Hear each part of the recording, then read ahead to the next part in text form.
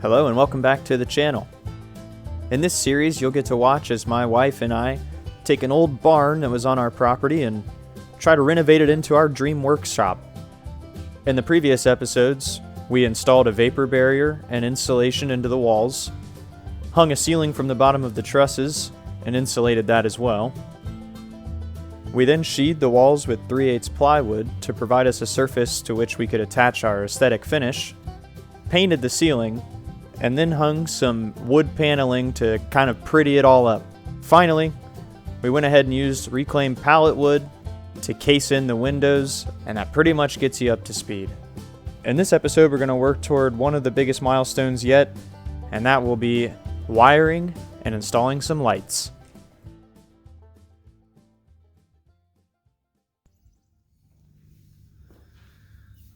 We are back at it. As you can see in the background, and hopefully you're checking out the other episodes, but most of the wall stuff is done. The windows are framed and cased, I guess you'd call it, and everything looks decent. And yeah, next step is let's wire this place. So we've got a bunch of stuff. We really just tried our darndest to plan everything. I mean, we've got just pages of drawings and notes and just doing our best to make a plan, and it's difficult. I've helped with wiring projects, but it's never been like my project. So I don't know if you guys can if you know what I mean, like the difference there, where it's like not your responsibility to make sure everything is going smoothly and whatever. It's the first time that we're trying to do this, on our own. We went picked up some lights from the old Wally World, Walmart, and honestly, we saw these on a different YouTube channel, Deadbeat Garage. I think he used these lights in his paint booth, and he loved them. I mean, they're like $18. That's just crazy, I thought. So $18 4-foot LED. So we'll give them a shot. If they're good enough for him, I'm sure they're plenty good enough for us. We've got like 10 of them. This is not a very big building, so should be plenty. But yeah, we're gonna try to get started laying out these receptacles and boxes and start bending conduit, which I've never done before, so I don't know. Let's get started and hope for the best.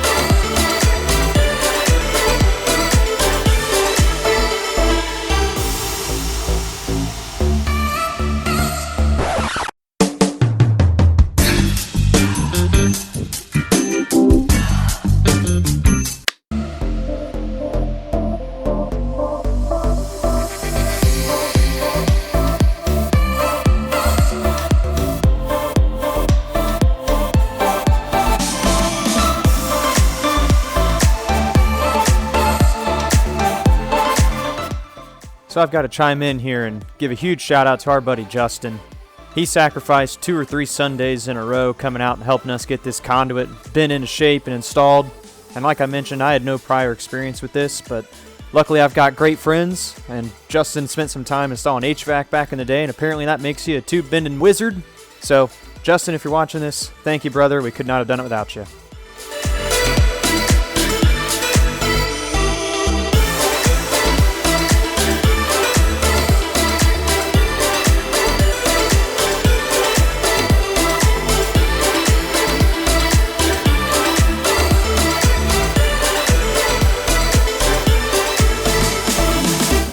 So I want to use this opportunity to give another shout out, this one to our neighbor, Rob the electrician. We're super fortunate to have amazing friends, amazing neighbors, and Rob was kind enough to let us borrow a lot of his specialty tools that I didn't already own.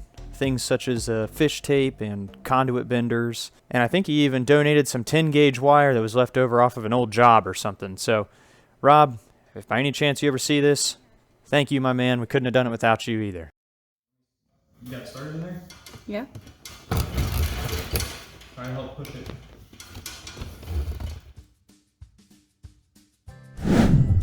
So one of the biggest keys for us during this process was just doing our best to stay organized.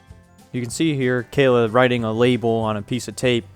Every time we would pull a run from a junction box to a receptacle or whatever the case is, after each run we would label each end of the run we just pulled to try to keep straight where all the various wires were going. And just in case anyone watching is unfamiliar with the process of pulling wire, I'll do my best to briefly and hopefully concisely explain the process that we went through. So let's say that you're gonna pull wire from point A to point B. We ended up using two different tools to help us do this. First, we would send a fish tape from point B through the conduit to point A. We would then tie off a pulling rope or a pulling wire. Ours was like this nylon kind of synthetic rope. It was very thin and flexible and strong and took up a little less space in the conduit than the fish tape, which is why we were using it. We would tie that off to the fish tape at point A and then use the fish tape to pull the pulling rope back from A to B. Then we would disconnect the pulling rope from the fish tape at point B, where we could attach the wires, because now the pulling rope is running from A to B inside the conduit. We could tape the wires to the pulling rope, pull the pulling rope back through the conduit, and bring with it all of the wires that we were trying to pull. That's the process that we went through. It honestly went pretty smoothly. We used a foaming lubricant from Klein Tools, and it helps a ton. And honestly, we would just pack in as many runs as we could and pull them all at the same time. And it's a little bit hard work, but with one person on one end pulling and the other person on the other end kind of feeding the wires in, it was very manageable.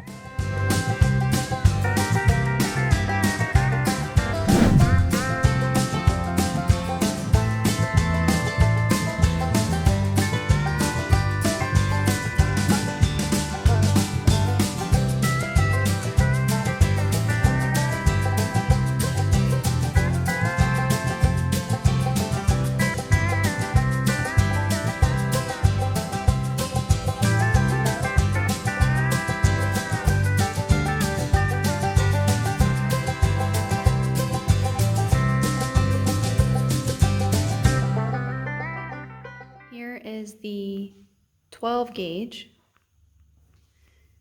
Then we have the 10 for the lift. And then over here we have the 8 for the welder. So we did bare copper for the ground. Then we have the black is hot.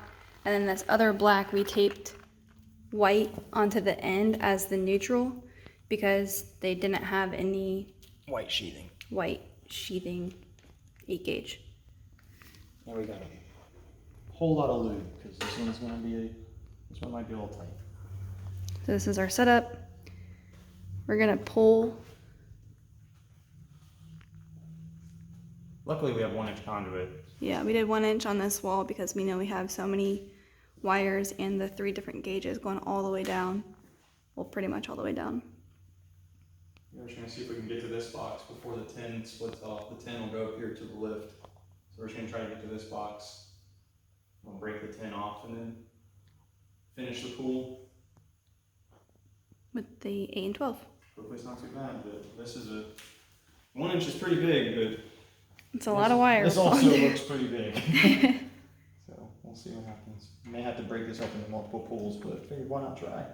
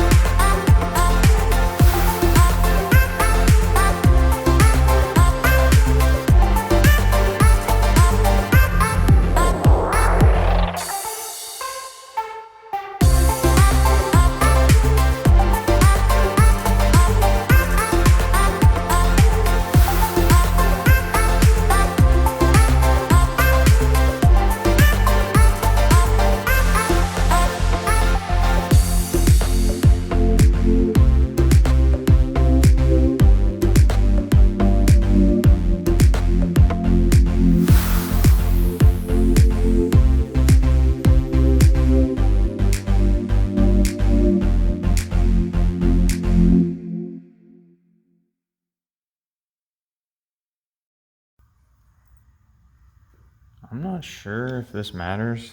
I think these have self-grounding tabs. I think these outlets do. I almost forgot to put these guys back in. Does this really matter? I don't know. But if it fits, it ships, right? So I was playing around trying to finish up installing all the receptacles and buttoning up all the face plates and so on and so forth. Kayla was kind enough to jump in and take care of buttoning up all of the junction boxes. She had the fun job of trying to read my chicken scratch labeling on each one and wire nutting everything together and fitting them into the boxes. Luckily, I think we bought 2.5 or 3 inch deep boxes, so for the most part this wasn't too bad. But it's something you need to think about when you've got to cram like 6 wire nuts in. As always, Kayla, if you're watching, thanks for the help.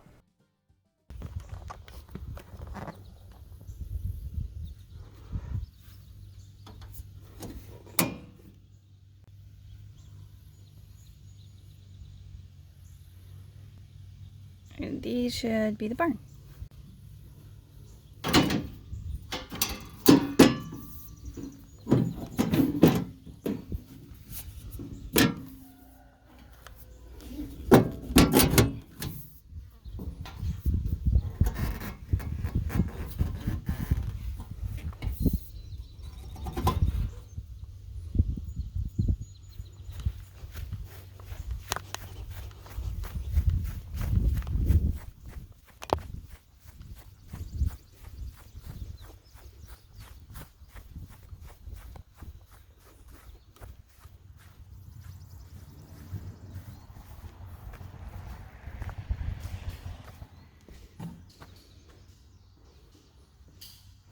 Go. Safe. Hopefully. That's confident inspiring. Yeah, I did the barn one. Huh? Yeah, I did the barn one. Okay. Alright. Well, nothing to it but to do it, I guess. It rained so fast. Just kidding. If you ever find yourself wiring a panel, I would suggest you be smarter than I am and verify for yourself that it is indeed not live. I was lucky, nothing bad happened, but you never know when your luck might run out.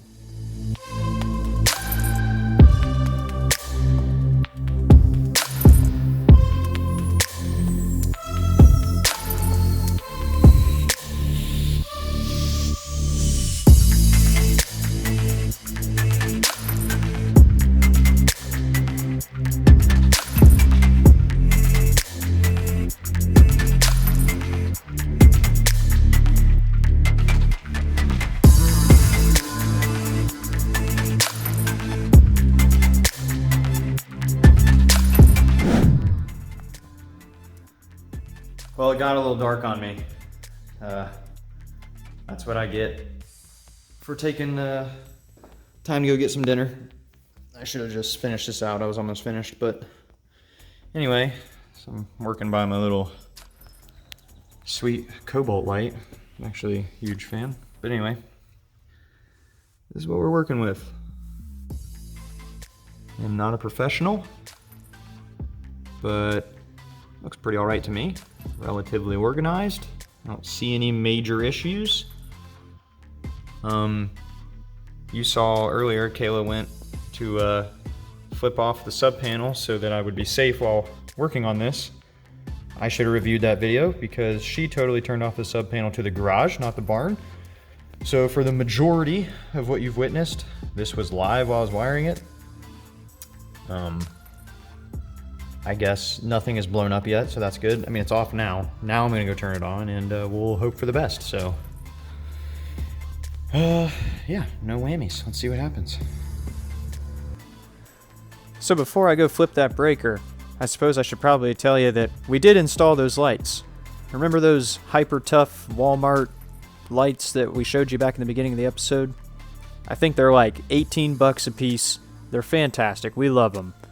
18 bucks for a 4-foot fixture with 2 LED strips. I mean, you just can't beat that in my opinion.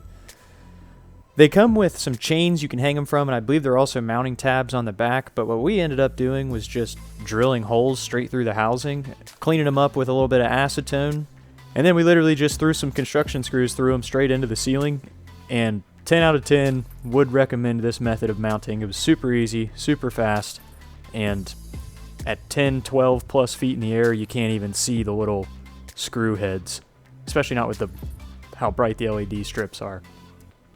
Anyway, now that you know that there are lights installed, let's get back to me flipping that breaker and see what happens. All right, I'm gonna go turn power back onto this sub panel. All these breakers are off, I think.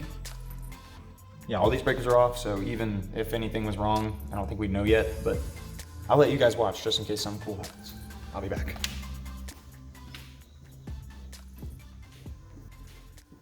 Okay. I'm back.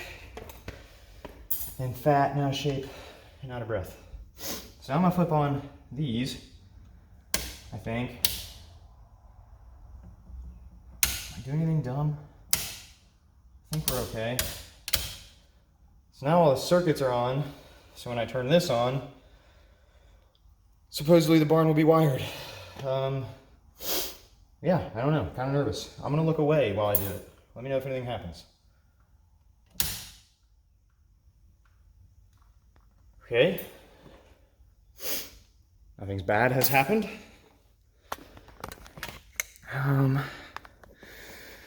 We wired, as you saw, we put these outlets on the ceiling on a switch and then are just plugging the lights in. Kayla's still working on tidying that up, but let's see if that works. Okay. Oh yeah, these also have like pull strings on them. Maybe they're just off. Or maybe something doesn't work, which is very possible. Here's a pull string. Does this turn on? No. Damn. Guess it's time to troubleshoot. So 30 seconds later, and I remembered, I'm an idiot. You watched me flip this switch and nothing happened. That's because I forgot which switch was which. I made this switch, or we made this switch, that one outlet up there, so that I can put a light on the outside and then just plug it in up there, so that's on a separate switch. This is the switch that should turn on the lights inside. So 3, 2, 1. Oh! Nice! So some of the lights aren't on, but again, that's because they have pull strings. So that probably just means they're in the off position. So like this one, for example. If I come up here and pull this, if all goes well, that'll turn on. And then obviously we would just leave these on and turn it off and on with the switch. Nice! Nice! Oh, I am stoked. I don't have words to express what I'm feeling right now. This has been a ton of work and this feels like a monumental step. I'm very excited. Nothing bad has happened. No breakers have flipped. All of these outlets are protected. Well, I guess the ones on the ceiling that just have the lights are not. All of the outlets around the walls are protected with GFCI. So this is the first outlet in the circuit on this run of outlets. These two are each their own individual circuit because I'll probably do air compressor and refrigerator or something. And then this is the first outlet in this series of wall outlets. So everything is protected GFCI other than the ceiling because I don't think that really needs it. But wow, 4 of the 10 lights on in here, and what a difference. Oh my God, I'm excited. All right. This is Kayla's video. I should let her talk about it. This may not even make the video, I guess. This clip might not even make the video, but if it does, Nux, thumbs up. Drink a beer for me. This is a milestone. I'm really pretty stoked about it. Okay. Moment of truth. Ghost stories. Moment of truth. Let's open the door. Flip the switch. I think that's a good angle. Can't tell because it's pitch black. You ready? Yeah. Oh, blinded. Oh my god. This is the first time I really got to look at it, and I think 10 is enough. Oh my god, it's awesome. I love it. It I is love it. lit. Well lit. Let's close this door before the skeeters get in. Any more of the skeeters get in. I feel good about it. Okay, this seriously like is fantastic. Let's just do a walk around. I feel like you can see it's like daytime in here. We're used to working by, oh, I'm sure if you have seen the other videos, we're Yeah. used to working by like a tiny halogen No. light. Andrew let us borrow that light like 5 months ago. Okay, but- thank you, Andrew, if you're watching, because it allowed us to do way Oh, more yeah. than we would have otherwise. I'm saying like relative to the size of the barn. Oh, right. No, yeah. I mean, this is certainly an improvement. All right, I think it's time to clean up.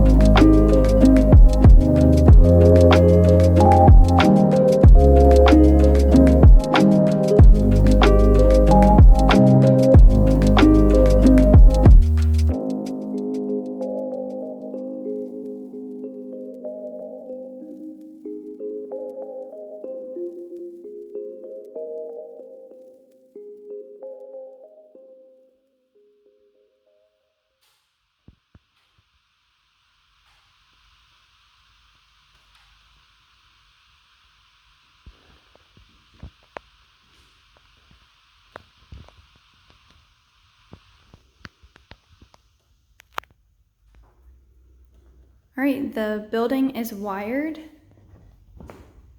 and we have the lights installed.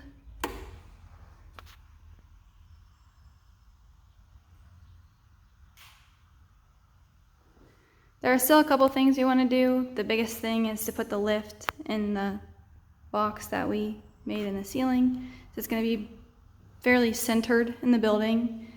And then we are going to put our toolbox and some workbenches along this wall.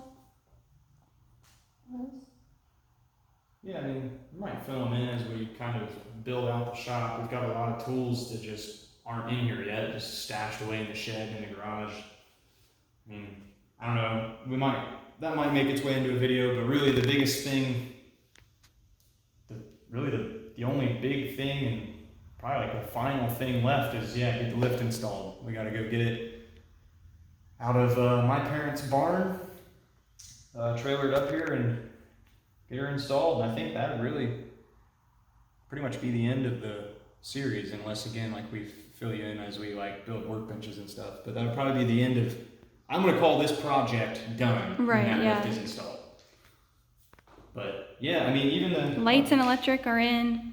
yeah, the purpose of this video, electric, conduit, everything's in, panels in, trim's back up. came out looking pretty decent, I think, for a couple of amateurs. But yeah, that's a huge weight off. Feels like a huge milestone. Like, we have a workspace. Yeah, this feels usable again. This has felt like a construction area pretty much ever since we moved in. I mean, it needs cleaned up. We need to vacuum out these cracks. I need to seal them. We need to wet mop everything. But I need to get the paint off the floor. yeah, Kayla really painted the floor when she was painting the ceiling as well. But But other than that, like, we made a lot of progress. Couple fairly small things left to do, which you guys may or may not see as little clips in the near future. But yeah, I think that wraps up the main points on the barn project. yeah, look forward to at least one more video of getting the lift installed, and hope you're enjoying. If so, be sure to follow along. Check out the other videos if you haven't seen them. And yeah, again, high five, drink a beer for us. This feels like a huge milestone. So thanks for watching.